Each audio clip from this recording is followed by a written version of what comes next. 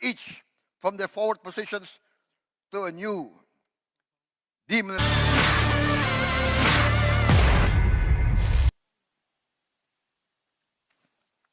Dr. Chipman, distinguished participants of this year's session of the Shangri-La Dialogue. First of all, it is indeed a great honor for me to once again be invited to speak in this important assembly of distinguished leaders in the defense and security fields of not only the Indo-Pacific region, but also from all over the world. We see today in this meeting many ministers, many leaders, many defense and security officials, not only from this region, but from the Americas, from Europe, from the Middle East. This shows how important events like this Shangri-La Dialogue has become. I totally agree with some previous speakers that consider meetings like the Shangri-La Dialogue to be important platforms for the exchange of views, personal contacts, discreet conversations, private meetings, which are all important ways to diffuse tension, overcome misunderstandings, and create a confidence-building environment. We all, I think, agree that this world, that our Earth, has become a small planet. And we are, all of us, facing common global threats to our security and our livelihood. We have together just overcome. We have just managed to mitigate the near disastrous COVID-19 pandemic. Even at this time, experts in the medical fields and the field of microbiology warn us not to lessen our guard against these global biological threats. My friends in the medical field warn me that there are now new mutations of the original COVID-19 virus appearing again. Distinguished friends, participants, these are but a few examples, some examples of the universal threats that we will face, all of us, in this small planet of ours. Also, experts warn us that we face, in the near future, in this 21st century, crisis in energy, in water, and of course, in food supply and food security. It is imperative for us to overcome our geopolitical rivalries, our territorial disputes, through dialogue, negotiations, and win-win solutions. The Asian tradition of compromise is, I think, not really only an Asian tradition. Historically, compromise is the only way that communities and societies can prosper.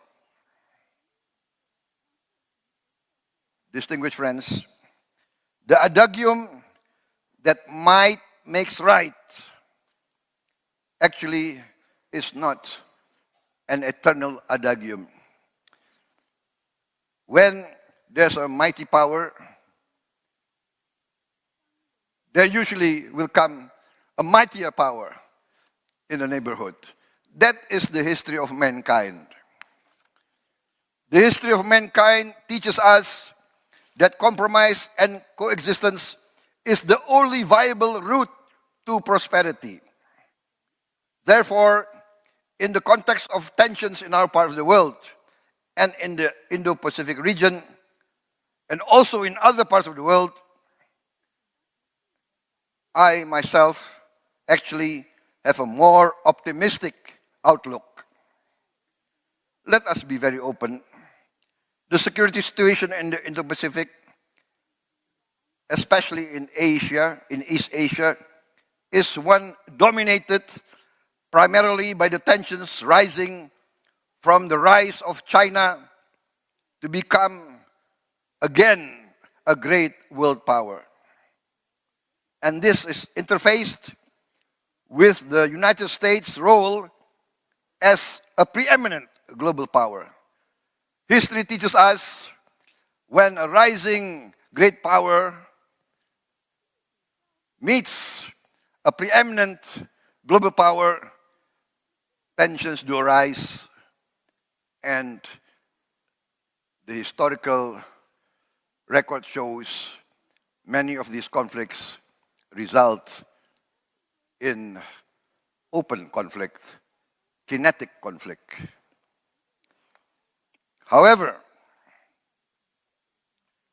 this rivalry, some have suggested, has turned into a new Cold War. It is being called the Second Cold War. And in this so-called new Cold War, as in all wars, whether hot or cold, the danger of catastrophe is always near. Especially in this age of ours, this age of advanced science and technology, of artificial intelligence, quantum leaps, in new discoveries, in new technologies. In this age, any confrontation of force can very quickly result in a dangerous descent to disaster. I've been told by experts in Indonesia, even if Indonesia is not involved in any open conflict, if there is a nuclear war, the difference between those directly involved and Indonesia is we will die a slower death, but we will suffer as well. However, I am of the opinion that the leaders of the two leading powers in this great rivalry are actually wise leaders. I am of the opinion that they are aware of the burden they have on their shoulders. I am sure they must feel the weight of this burden. They are also very aware of the great history of their nations and their civilizations. China has a long and great history, maybe the longest recorded history of mankind. China has been and will surely continue to be a great civilization. The United States is also part of the Western civilization. This Western civilization has also given us, has given humankind Renaissance and the Enlightenment. Science, new discoveries that have improved the livelihood of humankind. Both these great civilizations, the Chinese civilization and the Western civilization at present now being led by the United States, have contributed to the great advance and progress of humankind. Therefore, I am convinced that the leaders of both China and the United States and the West will resolve these conflicts through compromise, cooperation, and with humanism, resulting in a peaceful resolution of their differences. I am confident that through leadership and wisdom, great statesmanship will prevail amongst the leaders of these great powers. Perhaps I can be considered one of the eternal optimists, but I do not deny that I'm an optimist, because the only alternative view is one that I do not dare to consider. This is, I think, not only my hope, but the hope of many around the world. I would like now also to address the conflict in Europe. That is Ukraine-Russian conflict. I address this because I see many of our European friends present here in this forum.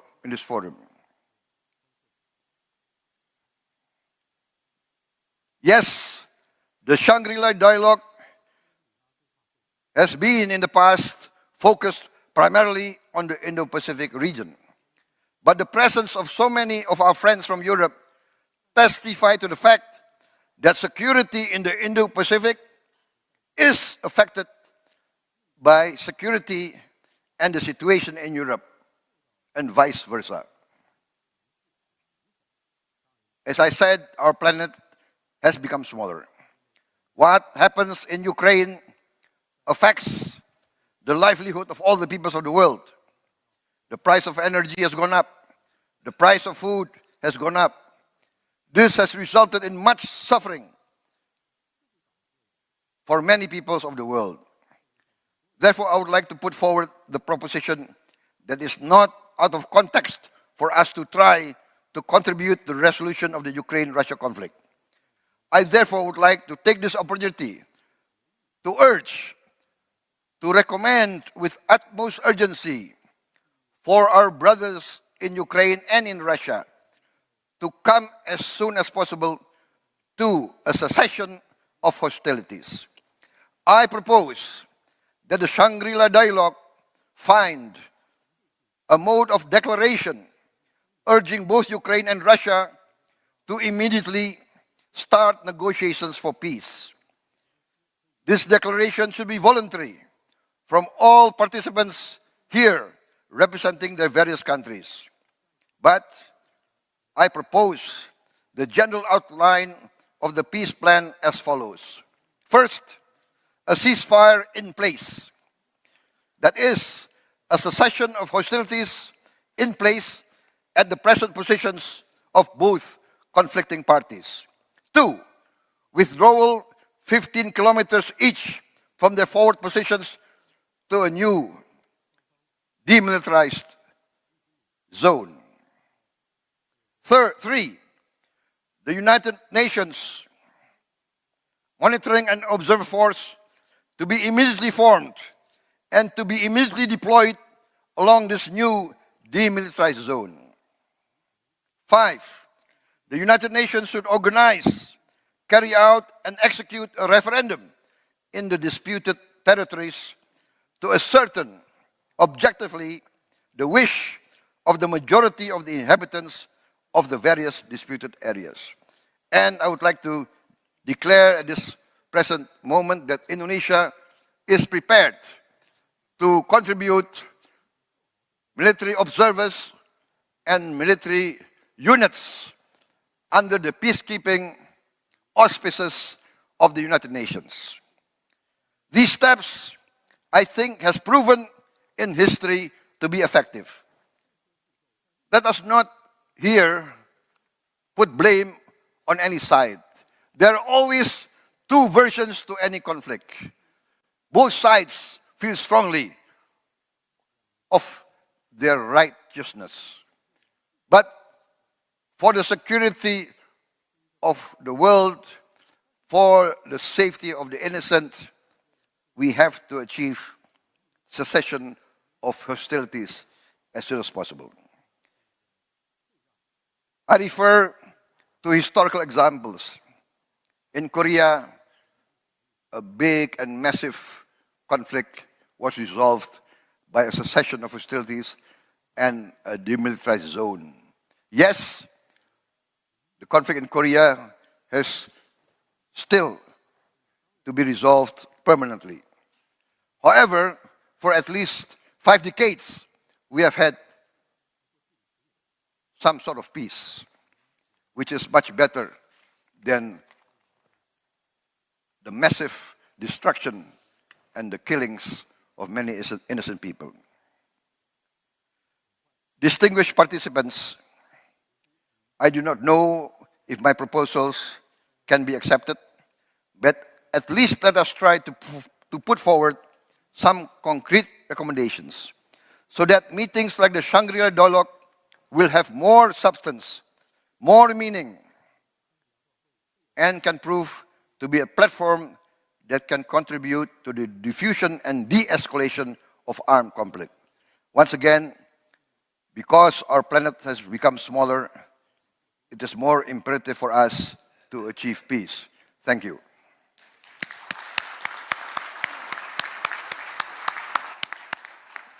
Thank you, Minister Prabowo, and you open up lots of things. Terima kasih sudah nonton.